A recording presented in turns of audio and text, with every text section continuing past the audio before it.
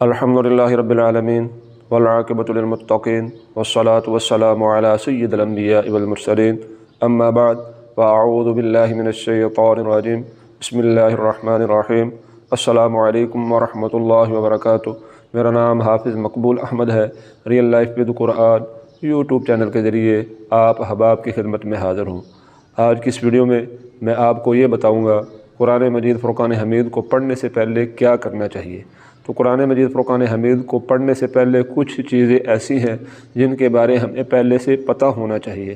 مثال کے طور پر قرآن مجید فرقان حمید کو پڑھنے سے پہلے چوم لینا چاہیے، قرآن مجید فرقان حمید کو پڑھنے سے پہلے مسواک کر لینی چاہیے، قرآن مجید فرقان حمید کو پڑھنے سے پہلے خوشبو کا استعمال کر لینا چاہیے، قرآن مجید فرقان حمید کو پڑھنے سے پہلے قبلہ رخ منہ کر کے اچھے اور خوبصورت کپڑے پہن کر اس کی تلاوت کرنی چاہیے۔ قرآن مجید فرقان حمید کو کن جگہوں پر پڑھنا افضل ہے اور کن جگہوں پر اونچی آواز کے ساتھ اور کن جگہوں پر پست آواز کے ساتھ پڑھنا چاہیے، اور قرآن مجید فرقان حمید کو وہ کون سی جگہ ہے جہاں پر پڑھنا ناجائز ہے۔ تو یہ تمام چیزیں میں آپ کو اس ویڈیو میں بتانے والا ہوں۔ آپ نے اس ویڈیو کو شروع سے لے کر آخر تک ضرور دیکھنا ہے۔ تو قرآن مجید فرقان حمید کو پڑھنے سے پہلے سب سے پہلے تو ہمیں وضو کر لینا چاہیے۔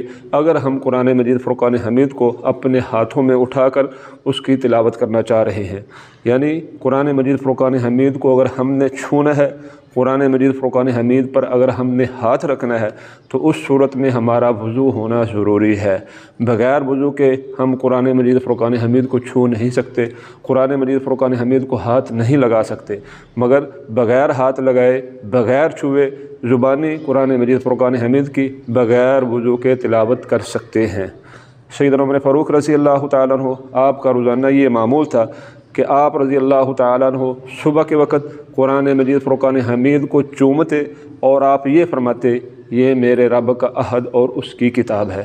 تو ہم نے اکثر لوگوں کو دیکھا ہے کہ وہ جس وقت قرآن مجید فرقان حمید کی تلاوت کرتے ہیں تو وہ قرآن مجید فرقان حمید کو اپنے سینے کے ساتھ لگاتے ہیں، قرآن مجید فرقان حمید کو چومتے ہیں اور اپنی آنکھوں کے ساتھ لگاتے ہیں۔ تو یہ اچھا طریقہ ہے قرآن مجید فرقان حمید کو چومنا، سیدنا عمر فاروق رضی اللہ تعالیٰ عنہ کی سنت مبارک ہے۔ تو اب آتے ہیں قرآن مجید فرقان حمید کو پڑھنے سے پہلے آپ نے مسواک کر لینی ہے۔ تو مسواک کے دو فائدے ہوں گے۔ مسواک کا پہلا فائدہ یہ ہوگا کہ مسواک کرنے سے منہ کی بو زائل ہو جاتی ہے، منہ کی بدبو ختم ہو جاتی ہے، اور دوسرا فائدہ یہ ہے کہ مسواک کرنے سے حرفوں کی صحیح ادائیگی میں مدد ملتی ہے۔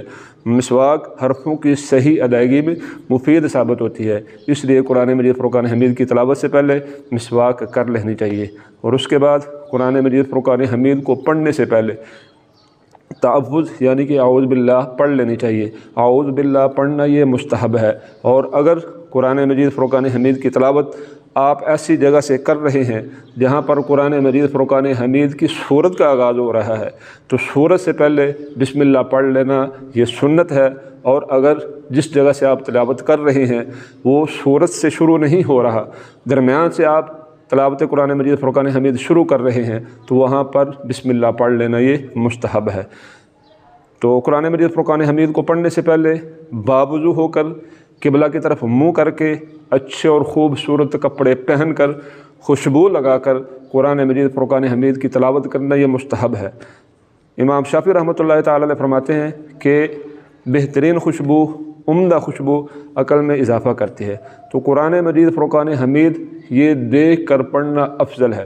اب قرآن مجید فرقان حمید کو زبانی بھی پڑھ سکتے ہیں، تو قرآن مجید فرقان حمید زبانی پڑھ سکتے ہیں بغیر وضو کے، مگر قرآن مجید فرقان حمید کو دیکھ کر پڑھنا افضل ہے، کیونکہ دیکھ کر پڑھیں گے تو پھر قرآن مجید فرقان حمید کو دیکھنے کا بھی ثواب ملے گا، قرآن مجید فرقان حمید کو چھونے کا بھی ثواب ملے گا۔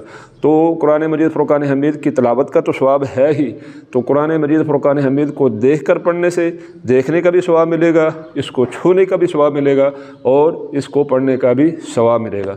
اب قرآن مجید فرقان حمید کو خوبصورت آواز کے ساتھ پڑھنا چاہیے، اور اس پر میں ایک ویڈیو پہلے بنا چکا ہوں، لنک آپ کو ڈسکرپشن میں مل جائے گا۔ قرآن مجید فرقان حمید کو اچھی آواز میں پڑھنے کی اہمیت پر چند احادیث مبارکہ میں نے اس ویڈیو میں بیان کی تھی۔ تو اس ویڈیو میں نے یہ کہا تھا، حضرت ابو ہریرہ رضی اللہ تعالیٰ عنہ نے فرمایا रसूलुल्लाह सल्लल्लाहु तआला अलैहि वसल्लम ने इरशाद फरमाया, लैसा मिन्ना मन लम यतगन्न बिल कुरान, वो हम में से नहीं जो कुरान मजीद फ़ुरक़ान हमीद को खूबसूरत आवाज़ के साथ नहीं पढ़ता। तो कुरान मजीद फ़ुरक़ान हमीद को खूबसूरत आवाज़ के साथ पढ़ना है, अच्छी आवाज़ के साथ पढ़ना है। तो जो कुरान मजीद फ़ुरक़ान हमीद को अच्छी आवाज़ में पढ़ सकता है, बाद लोग ऐसे होते हैं कि जिनकी आवाज़ कुदरती तौर पर अच्छी और ख़ूबसूरत होती है, उन्हें कोई इतनी ज़्यादा मेहनत नहीं करनी पड़ती। वो जब कोई भी लहजा सुनते हैं, किसी भी आवाज़ को सुनते हैं, तो वो फ़ौरन उसकी नकल उतार लेते हैं। बाद लोग ऐसे होते हैं कि जिन्हें ज़्यादा मेहनत करनी पड़ती है, तो वो मेहनत करके अपनी आवाज़ में खूबसूरती पैदा कर लेते हैं। और बाद लोग बेचारे ऐसे होते हैं कि वो मेहनत भी करते हैं, मेहनत के बावजूद उनकी आवाज़ सही तरीके से नहीं निकलती, उनका लहजा सही तरीके से नहीं बन पाता।